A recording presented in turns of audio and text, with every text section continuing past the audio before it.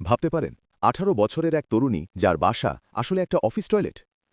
চীনের হুনান প্রদেশের ঝুঝৌ শহরে মাত্র ৬ বর্গমিটার জায়গায় কাটছে তার প্রতিদিনের রাত।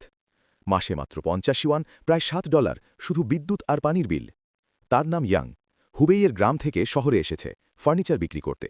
মাসে আয় প্রায় ২৭০০ ইউয়ান, কিন্তু শহরের গড় বেতন প্রায় ৭৫০০। বাসা ভাড়া ৮০০ থেকে ১৮০০ ইউয়ান, তার পক্ষে অসম্ভব। তবু সে হার মানেনি, কারণ বাড়িতে আছে ছোট ভাই যার পড়াশোনা বন্ধ হোক এটা সে চায় না। তাই ঋণে ডুবে যাওয়ার বদলে বসের সঙ্গে করল এক চুক্তি। রাতে অফিসের টয়লেটটাই হয়ে যায় তার শোবার ঘর। দুটি স্কোয়াড টয়লেটের মাঝখানে একটা ভাঁজ করা খাট, একটা পর্দা, কাপড় রাখার র্যাক আর নুডলস রান্নার ছোট পাত্র। সকালে সব গুছিয়ে ফেলে ইয়াং, আবার সেটাই হয়ে যায় সাধারণ বাথরুম। কাপড় ধোয়ে সেখানেই, শুকায় ছাদে।